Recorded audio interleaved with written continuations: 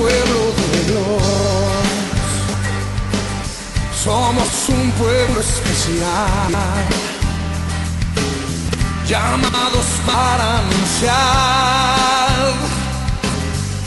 las virtudes de aquel que nos llamó a su luz. Buenos días, Dios les bendiga. Estamos en el ciclo de los valores. Sabemos que algo de lo que carece nuestra sociedad son los valores. Y este mes hemos estado hablando de diferentes valores. Y hoy vamos a estar meditando en la honestidad. Vamos a leer un pasaje bíblico que está en la primera de Timoteo, el capítulo 3, y vamos a leer solamente el versículo 8. Primera de Timoteo, capítulo 3, versículo 8. Dice así la palabra de Dios: los diáconos asimismo deben ser honestos, sin doblez, no dados a mucho vino, ni codiciosos de ganancias deshonestas. Vamos a orar. Bendito Dios, en el nombre de Jesús, esta mañana queremos ponernos en tus manos, queremos pedirte que nos hables, que nos guíes, que nos dirijas, pero también que nos confrontes, Señor, si en algo estamos equivocados. Ayúdanos a ver a través de tu mensaje, Señor, que tenemos que corregir algo de nuestra vida. Estamos dispuestos, Dios, estamos conscientes que el ser cristianos es tener un cambio de actitud ante la vida, es ser un ejemplo, ser una guía, y queremos aprender de ti, Señor. Nos ponemos en tus manos y te pedimos que tu Espíritu Santo, Señor, se mueva poderosamente entre nosotros. Háblanos al corazón y ayúdanos a comprender. Te lo pedimos en el nombre de Jesús. Amén. Bien, hemos leído un pasaje de una de las cartas pastorales donde el apóstol Pablo está enseñando a sus discípulos cómo deben de dirigir la iglesia. La semana pasada vimos cómo le habló a Tito, ahora se está dirigiendo a Timoteo. Timoteo era una persona que se consideraba muy joven, aunque no era tan joven. Él tenía alrededor de 40 años, pero más sin embargo era joven en cuestión de su ministerio, en ser un pastor. Y Pablo tiene que escribirle unas cartas para enseñarle cómo debe de dirigir la iglesia. Una de las cosas que está hablando aquí es que está refiriéndose a cómo escoger a los diáconos. Los diáconos son los que ahora conocemos en las iglesias como servidores.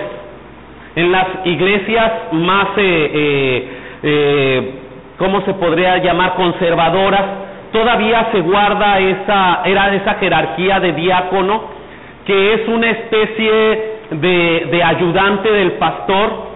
Es un cuerpo colegiado donde se toman decisiones importantes, pero llegan a tener a veces cierta autoridad, que toman decisiones que influyen en toda la iglesia. Por eso es importante lo que le está diciendo el apóstol Pablo a Timoteo.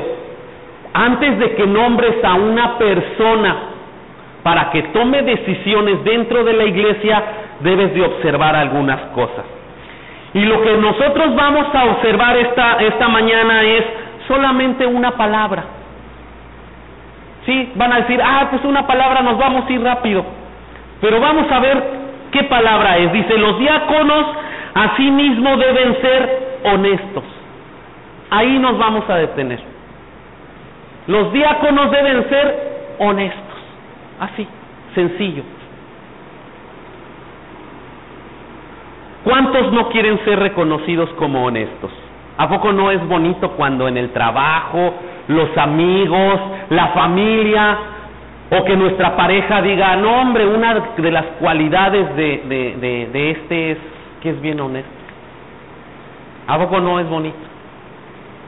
Pero bueno, eso me lleva a reflexionar qué significa ser honesto, porque si me van a calificar de honesto tengo que saber qué es. porque si no a lo mejor me están diciendo algo que yo creo que es un piropo y me están diciendo cosas feas. ¿No les ha pasado? Cuando yo llegué acá a Cancún y platicaba con gente de la zona que de pronto decían cosas, palabras raras, yo no sabía si me estaban ofendiendo o me estaban halagando, y yo decía, ¿qué es eso? Y a lo mejor alguien te dice eso, eres bien honesto, pero ¿qué te está diciendo? En la Wikipedia y en el diccionario de la Real Academia Española dice que honesto tiene las siguientes cualidades: decente, decoroso, recatado, pudoroso, razonable, justo. Les digo una cosa, cuando yo leí esto me quedé igual. Dije, ¿y entonces qué es ser honesto? Porque eso de decente, ¿qué significa ser decente? Decoroso, no es una palabra que usemos todos los días, ¿verdad? Mi amor, eres bien decorosa. No. O a lo mejor recatado, pudoroso. A mí se me hace así como de esas palabras que usaba mi abuelita, ¿no? Pudoroso.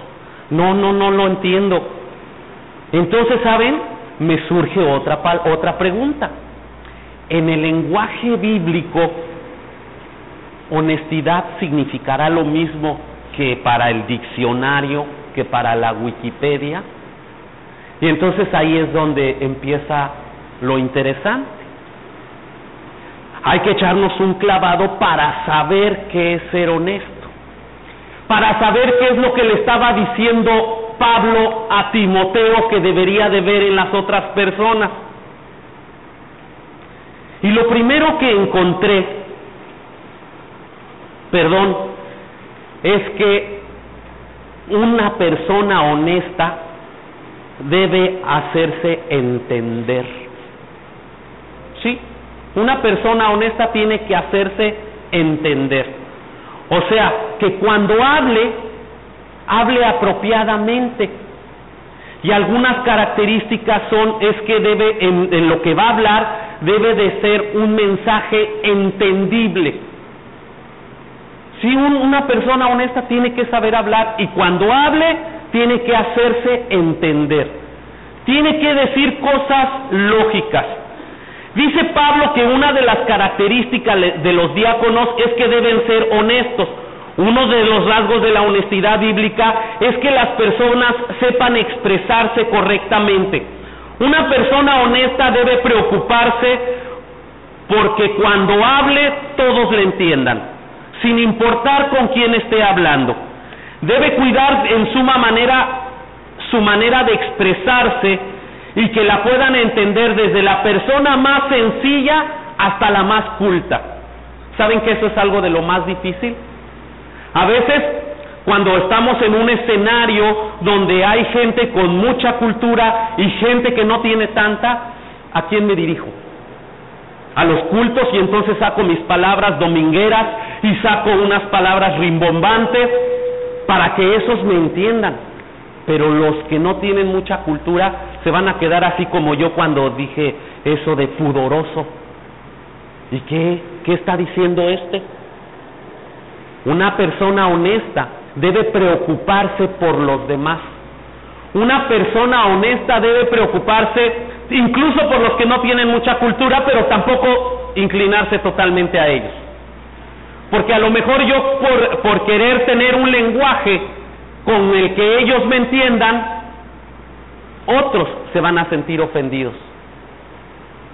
Cuando íbamos a la correccional para menores, que es la cárcel, ellos tienen un lenguaje muy especial, muy especial, que si nosotros los escuchamos hablar, no les entenderíamos.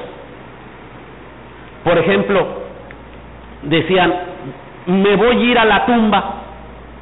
Pues para mí eso ya se murió, ¿no?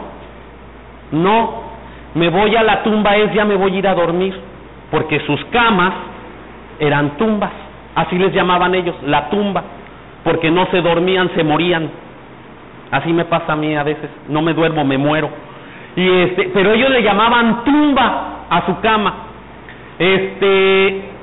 No seas guaguarón, Esa me gustaba mucho, así se me hacía chistosa esa palabra. No seas guaguarón. ¿Y qué significa guaguarón? No seas hablador, o sea, de guau, guau, guau, como los perros que nomás ladran. O sea, no estés ladrando.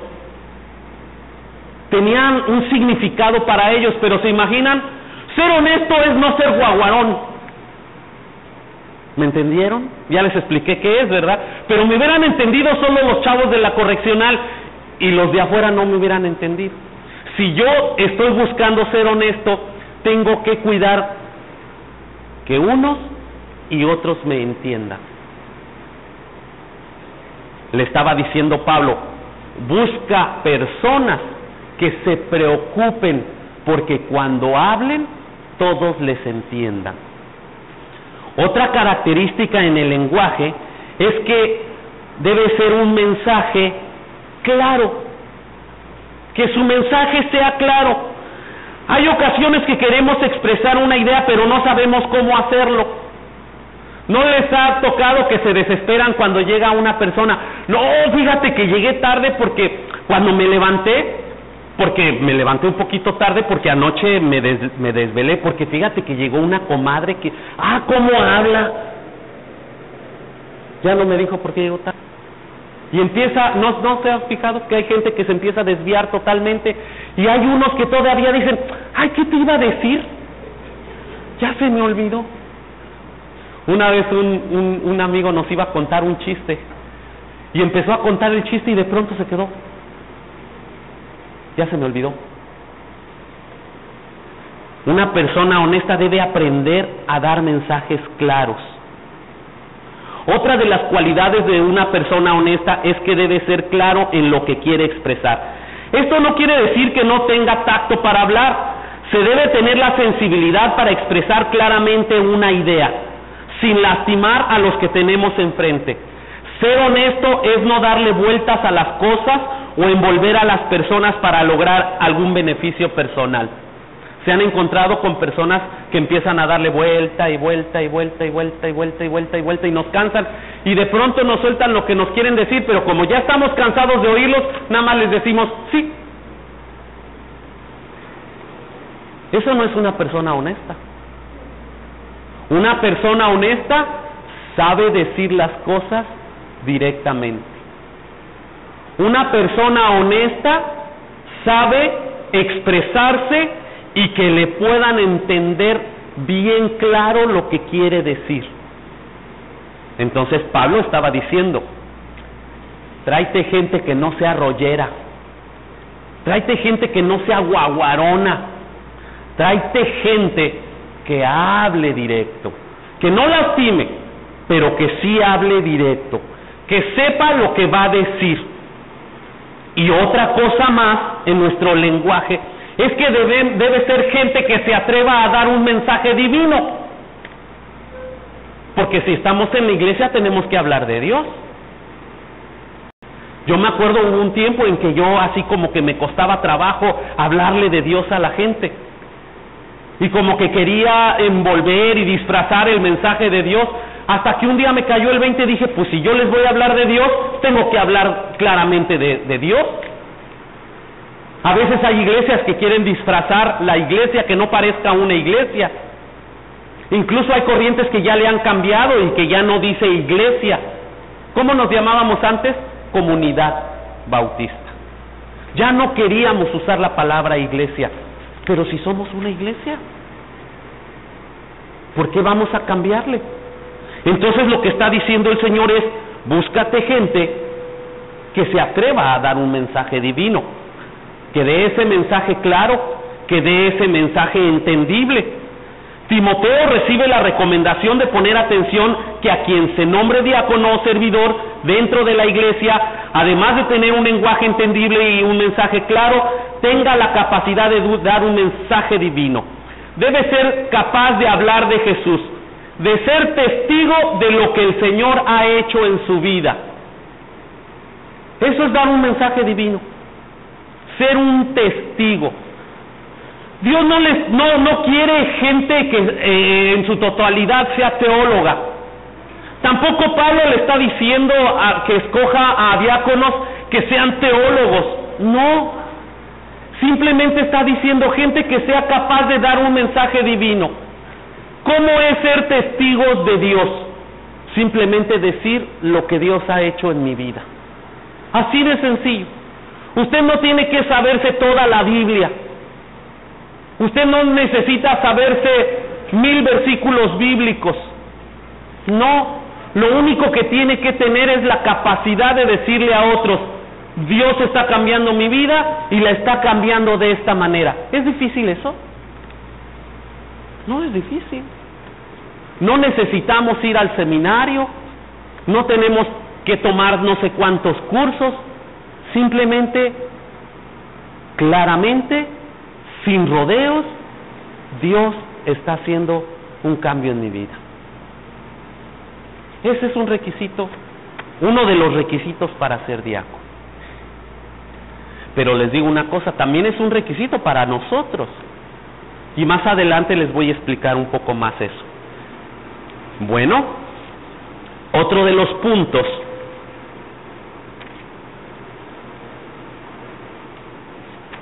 es que otra de las cualidades de la honradez es vivir recto. ¿Y cómo se vive recto? De una manera equilibrada. Ahí les van a cambiar ahorita eso. De una manera equilibrada. Ser equilibrado es una de las cosas más difíciles de lograr en la vida. O nos sentimos mucho o nos sentimos que no valemos nada. Esto nos empuja a ser o déspotas o a ser humillados. ¿No es cierto? Hay gente que se siente mucho y empieza a voltear a ver a los demás, así: yo soy Juan Camaney y tú no estás a mi altura. Pero otros, al contrario, se sienten tan poquito que dejan que todo el mundo los humille, porque es que yo necesito que alguien me acepte. No importa que me pisotees, aquí estoy. No debemos de llegar a ese punto. Debemos aprender a ser equilibrados. Ser honesto es reconocer quién soy, justamente en el lugar donde Dios me ha puesto. Ni soy más ni soy menos. Estoy aquí, equilibrado. Esa es una de las dificultades más grandes del ser humano. Encontrar dónde está, a dónde pertenece, cuál es su valor como persona, como individuo. Esa es de las luchas que nos llevan a tener tantos conflictos en la vida. Con tal de ser más, no me importa si me endrogo y busco cómo tener más cosas, pero para que los demás me vean que yo pertenezco a un estatus diferente. ¿Les suena conocido eso? No estoy hablando de usted, estoy hablando de otros cristianos. Pablo no se estaba dirigiendo a Fe, Amor y Esperanza, no, estaba dirigiendo a otra congregación, quién sabe cuál. Pero si le queda el saco, pues póngaselo, ¿verdad? Tenemos que buscar ser equilibrados. Tenemos que aprender a tener dignidad y a la vez la cortesía para tratar con los demás. La dignidad y la cortesía no están peleadas y debemos darle a Dios, debemos pedirle a Dios la capacidad de aprender a combinarlas. Debemos aprender a ser independientes, pero a la vez a tener humildad para acercarnos a los demás. Es otra de las cualidades que estaba diciendo Pablo. Observa eso en las personas. ¿Hasta aquí estamos siendo honestos? ¿O cómo se está calificando en cuestión de honestidad? Dijimos que nada más era una palabrita. Lo siguiente es ser respetuoso. Fíjense, cuando nosotros buscamos la palabra que estamos estudiando, que es honestidad, esta palabra en griego solamente aparece en las cartas que van dirigidas hacia una cuestión pastoral o sea, requisitos que deben de tener los líderes, los pastores, la gente que tiene una jerarquía dentro de la iglesia. Y solo aparece una vez fuera de las cartas pastorales. O sea, no tenemos mucho de dónde extraer de la Biblia. Una de las maneras para estudiar lo que quiere decir una palabra que aparece en la Biblia es cómo aparece en otras partes de la Biblia, cómo se usa. Y a veces podemos sacar la idea general de esa palabra en cuestión bíblica, pero esta palabra no hay mucho de dónde rascarle. Mas, sin embargo, si no encontramos esa palabra dentro de la Biblia, tenemos que buscar fuera de la Biblia, pero en el contexto donde se está moviendo. Por ejemplo, esta palabra honestidad, tenemos que ver que los judíos se movían también alrededor del mundo árabe, ¿no es cierto? Alrededor de los judíos hay árabes. Y entonces, de pronto los judíos empiezan a tener convivencia con los árabes, pero también tienen convivencia con los griegos. Tenemos que voltear a ver cómo se usaba esa palabra. Y fíjense, los árabes la usan de esta manera. El mundo árabe, que es de mucha influencia, donde se desarrolla el judaísmo y el cristianismo, la palabra honestidad se aplica a aquella persona que teme y se aleja de todo lo que merece castigo. Así lo califican. Es un honesto el que se aleja de todo lo que merece un castigo. Podríamos traerlo a nuestra cultura como que un hombre honrado se aleja de todo aquello que trae una consecuencia negativa. Pero necesitamos ejemplificarlo para poder entenderlo. Se dice de un hombre que tenía mucha necesidad económica, pero mucha. Necesitaba pagar deudas, no tenía dinero, le estaban por quitar algunas pertenencias, y de pronto un día iba pensativo con las manos en las bolsas, ¿qué voy a hacer? Y veía una lata de Coca-Cola y la pateaba, ¿qué hago? Y de pronto volteó a ver una bolsa, ¿qué es eso? Y fue y la abrió, y ¿qué creen? Tenía mucho dinero, bastante dinero. En el momento dijo, Dios, tú me la mandaste. Pero ¿qué creen? La bolsa tenía un rótulo con el nombre de una persona. Ay, dijo en el momento, con esto salgo de mis deudas. Y hasta me sobra. Me la quedo. ¿Usted qué hubiera hecho? ¿Se lo queda? Honestamente, estamos hablando de honestidad. Charlie, ¿te lo hubieras quedado? Honestamente. No. Ahora resulta, ¿quieres ser diácono entonces? Este hombre pues tenía la tentación, se lo quería llevar, pero reflexionó y dijo, a corto plazo esto me conviene porque salgo de mis deudas, pero a largo plazo yo creo que me va a traer grandes problemas, porque tarde que temprano se van a enterar que yo tengo este dinero,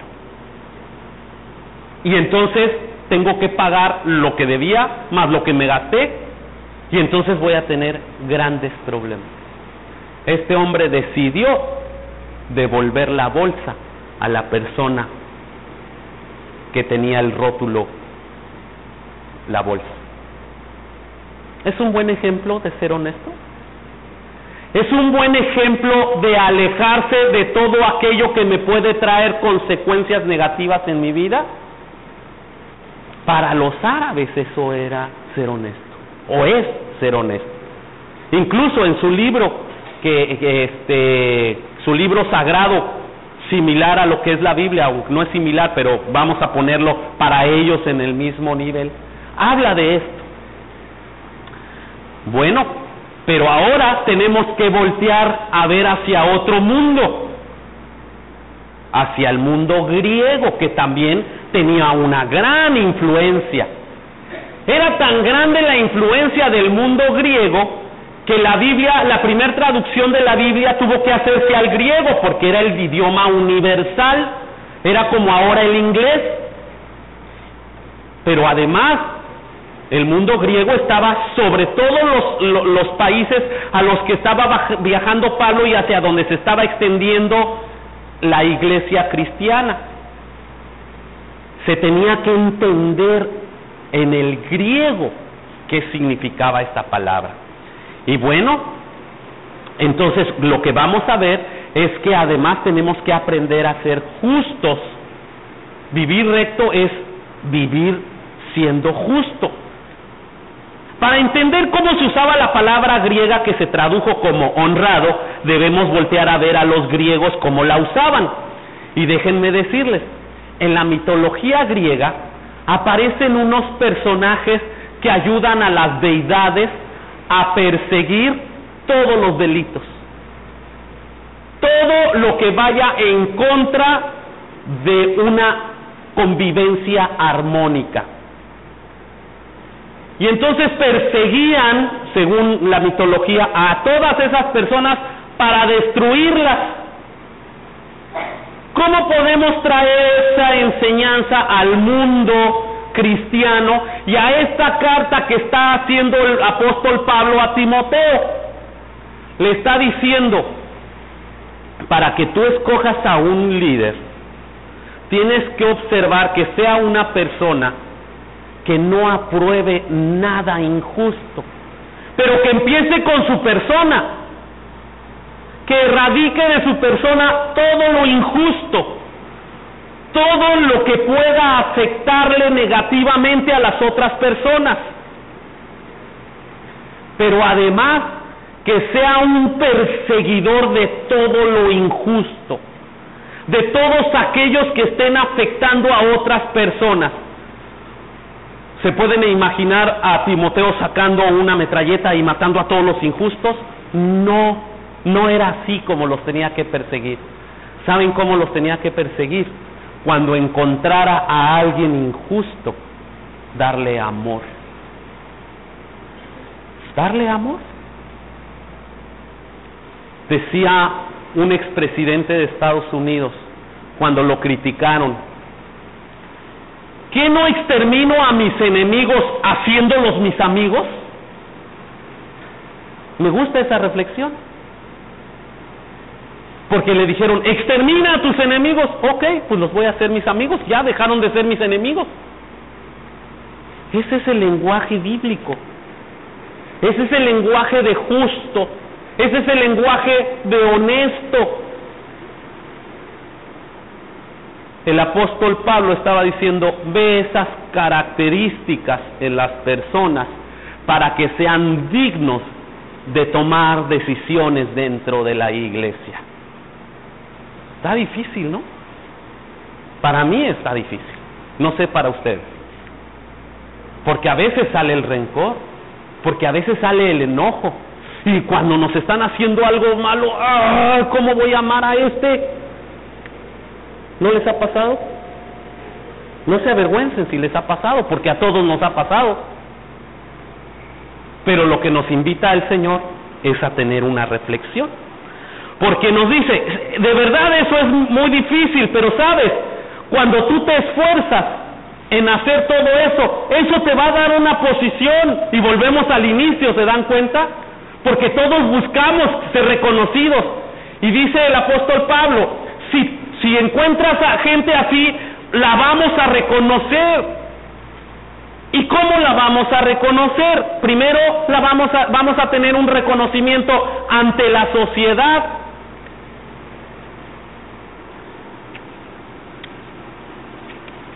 Otro de los usos que se daba a esta palabra entre los griegos era para designar la majestuosidad de los reyes. Otra palabra dominguera es majestuoso. Y eso hacemos mucho cuando alabamos al Señor, ¿verdad? Cuando cantamos alabanzas, eres majestuoso, Señor. ¿Y qué es majestuoso? Majestuoso es grandototote, casi inalcanzable. Eso es ser majestuoso. Y fíjense, algo que me gusta es que esta palabra, los griegos saben cómo lo usaban. Había un escritor que se llama Jenofonte, que no tiene nada que ver con la religión cristiana. Era un gran admirador del rey Ciro, de aquel que habla la Biblia en el Antiguo Testamento. Es más, él se unió a uno de sus hijos, Ciro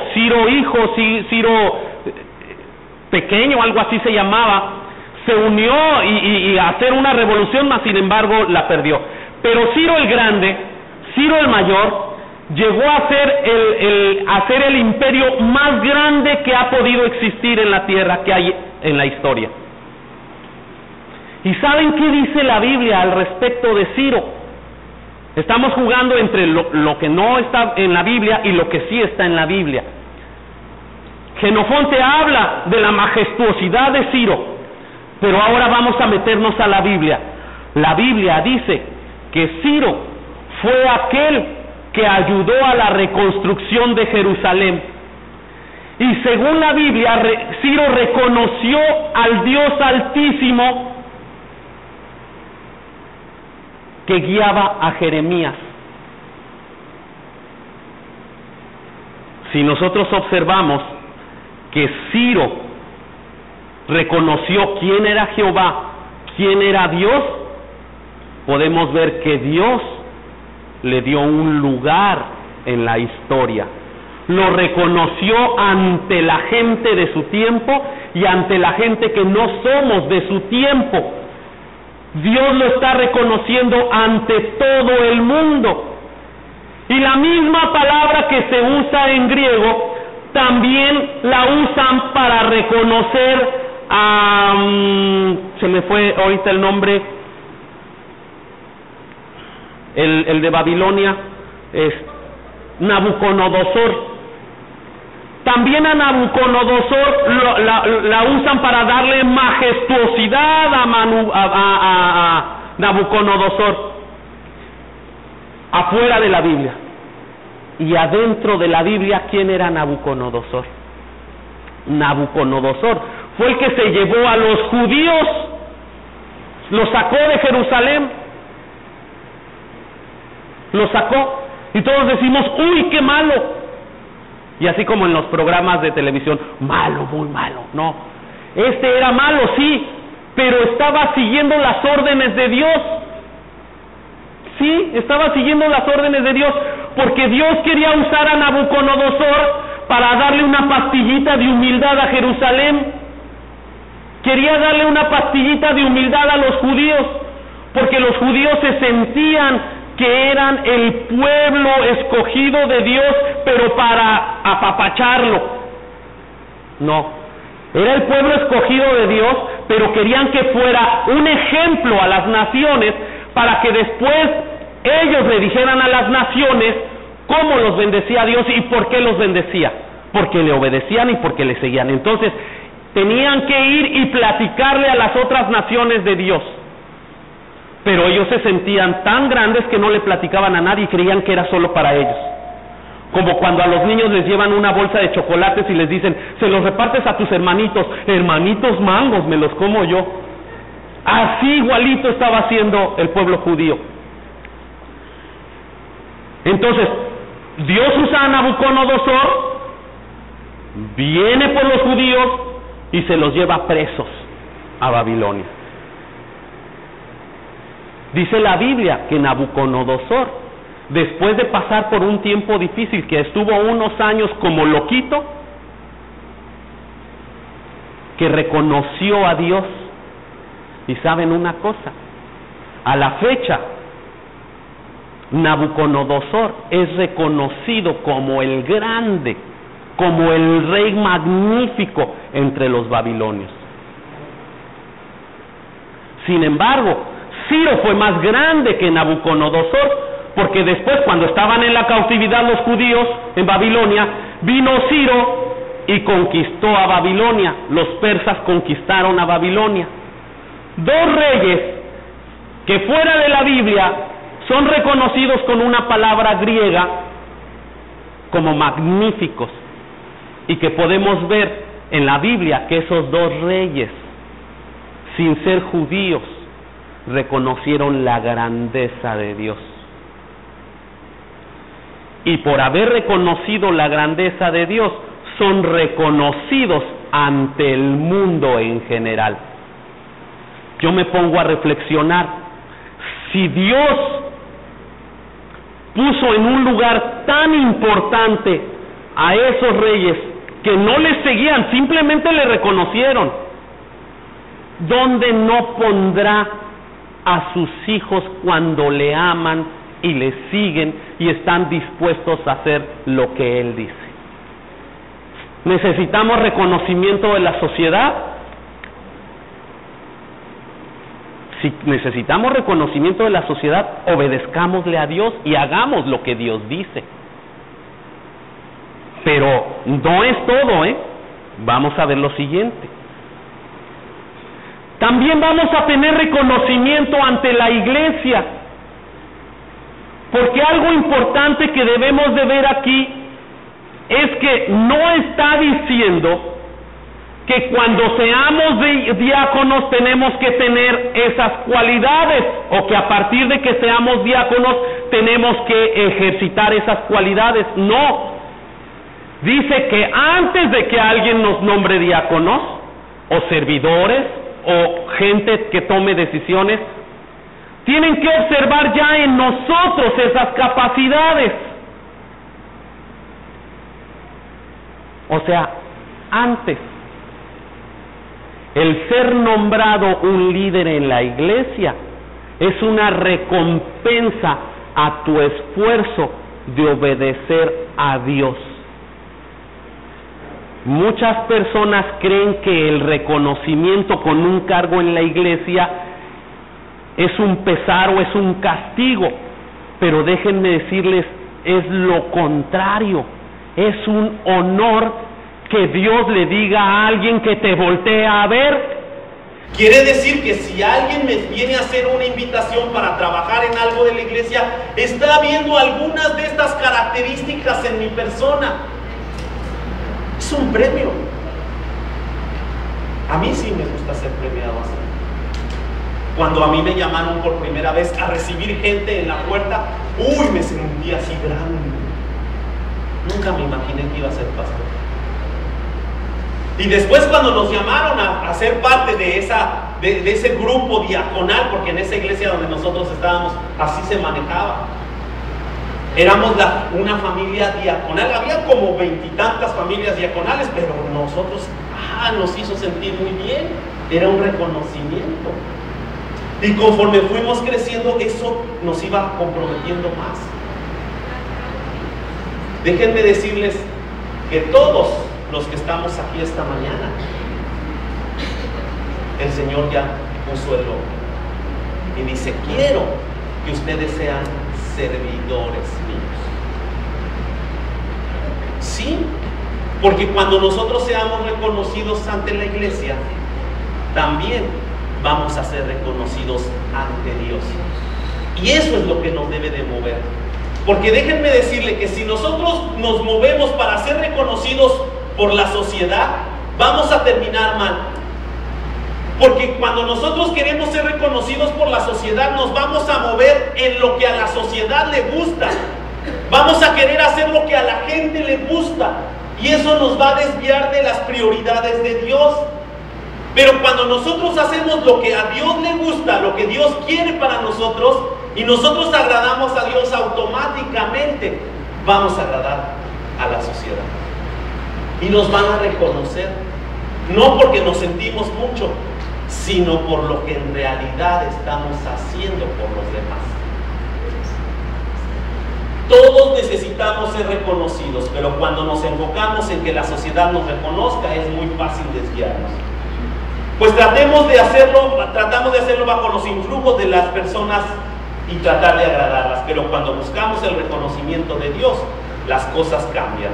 Si Dios permitió que reyes como Ciro de Persa y Nabucodonosor de Babilonia fueran exaltados por reconocerlo y hacer conforme a su voluntad, ¿qué no hará con sus hijos si nos esforzamos por obedecerle? Ahora, obedecerle no es fácil. Reconocer que yo tengo errores no es fácil. Pero ¿saben una cosa? Para eso tenemos a Jesucristo. Porque Jesucristo no murió en la cruz para tenerlo ahí en nuestra recámara, en una pared. Jesucristo no murió para que los domingos vayamos y digamos, ay, pobrecito, mira cómo sufrió. Nosotros por eso no tenemos un Cristo crucificado aquí, porque no predicamos la lástima a Jesús, porque Cristo no se quedó en la cruz, Cristo bajó de la cruz, fue sepultado y resucitó. Y el poder que lo resucitó es el poder que quiere trabajar en todos nosotros. Porque ni mismo Jesús tenía ese poder. Es el poder de Dios que resucitó a Jesús. Pero que Jesús es el enlace para que nosotros podamos conectarnos con el Padre y entonces poder experimentar el poder de la resurrección en nuestra vida. Y si el poder de Dios hizo resucitar a Jesús de los muertos, pues si yo que todavía no estoy muerto, me puede cambiar, puede transformar mi mente, puede transformar mi corazón. Y ese es el mensaje que nos quiere dar el Señor esta mañana. Quiero honestidad en mi pueblo. Quiero honestidad y sé que es difícil. Sé que es muy difícil ser honesto, nos está diciendo Dios. Pero yo quiero transformarnos. El tiempo de la iglesia naciente era muy similar a la nuestra, al nuestro. Había muchas ideas, muchas cosas extrañas, había falta de valores. Mas sin embargo podemos ver cómo creció la iglesia primitiva. Y saben, la iglesia primitiva no creció tanto por los sermones que se daban. La iglesia primitiva creció porque los cristianos de aquel tiempo estaban viviendo realmente lo que Jesús les había enseñado. Y entonces cuando ellos daban un mensaje, se unía perfectamente el mensaje con lo que ellos estaban viviendo. Y entonces los que tenían enfrente podían creer. Eso es lo que nos está invitando el Señor, a que nuestro mensaje sea claro, que nuestro mensaje hable de las grandezas de Dios, pero que nuestra vida sea la que lo subraye y lo ponga con un resaltador, para que las personas puedan creer en el poder de la resurrección que cambia vidas y transforma a seres humanos. Cierra tus ojos. Bendito Dios, en el nombre de Jesús, venimos ante ti esta mañana, Señor. Venimos ante ti porque reconocemos, Padre, que tus exigencias son fuertes, que es muy difícil confrontarme a mí mismo y poder ser diferente. Esta mañana tú nos estás pidiendo que nos esforcemos por ser honestos. Y Señor, cuando oímos este mensaje, nos sentimos un tanto alejados y de una manera difícil de lograr. Pero creemos en Jesús. Creemos en Jesús que nos une a ti, Padre. Y en el nombre de Él es que venimos ante ti a decirte, Señor, necesitamos tu ayuda.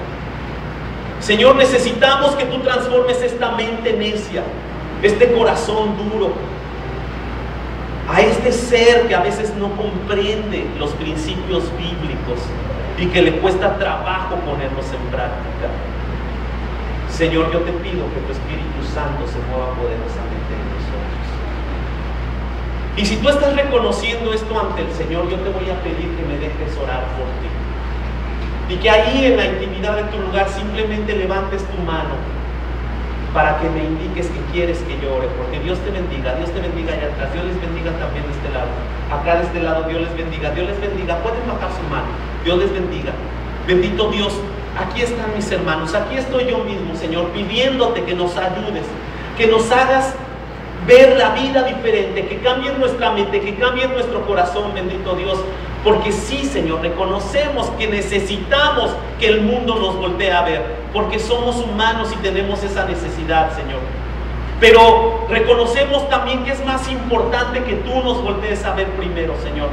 y que nos transformes y que nos hagas diferentes a la corriente del mundo, Señor, para que cuando la gente nos voltee a ver, sea, Señor, porque estamos poniendo tus principios y tus valores por delante, y entonces poder, Señor, ver exactamente en dónde estamos, ni sentirnos más, ni sentirnos menos de lo que somos, simplemente ser lo que tú, Señor, estás haciendo de nosotros. Bendito Dios, nos ponemos en tus manos, en el nombre de Jesucristo.